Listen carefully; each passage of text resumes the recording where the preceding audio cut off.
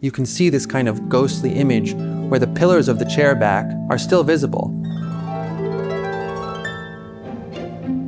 Henri Matisse's La Chaise lorraine takes an ordinary chair and turns it into something more psychological than descriptive. This is a painting not about objects, but about perception itself.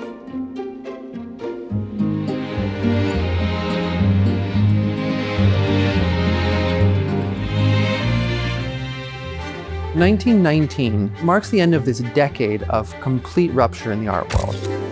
You have Cubism, Futurism, Vorticism, and what does Matisse do during that time? Well, he doesn't become an abstract artist. He sticks to his guns, he's figural, but he's also interested in the idea of experience. You have this wooden chair, 3 peaches on a dish, and this incredible textile in the background. He plays with space and flirts with all these different angles of this chair, while also using textiles and patterns to flatten the entire environment and give us this sense of tension between what is foregrounded, what is real and volumetric, and this background, which is literally a piece of fabric painted onto a piece of canvas.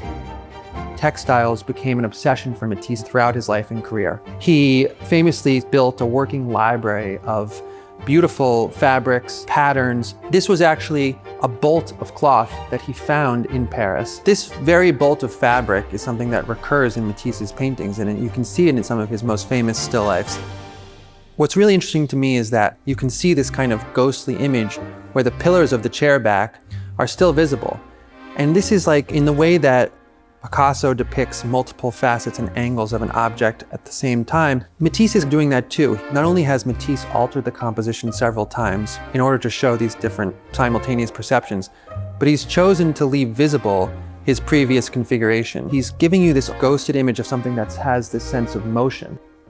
So much of this is kind of in dialogue with Van Gogh and Cézanne.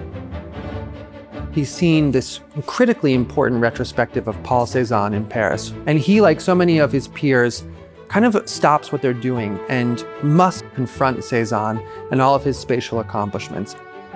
And how can you express that three-dimensional experience that happens over time in one moment, in one two-dimensional image? This is the way that Matisse solves that problem. In addition to its formal qualities, this painting has exceptional provenance. Its first owner was Paul Guillaume, who bought it directly from Matisse in 1926. And from then, it was acquired in the mid-1930s by Josef Mueller, while he was a legendary collector out of Switzerland. He pursued this painting for a decade. This painting has stayed in the Josef Mueller family since that time. It comes to the market now from the now legendary Barbier-Mueller collection, and it is an honor and a privilege for us to be offering it this May. Ostensibly, La Chaise lorraine is just a painting of a chair, but it's so much more than that. It's about how objects relate, it's about how color constructs space, and it's about how emotions unfurl on a flat plane.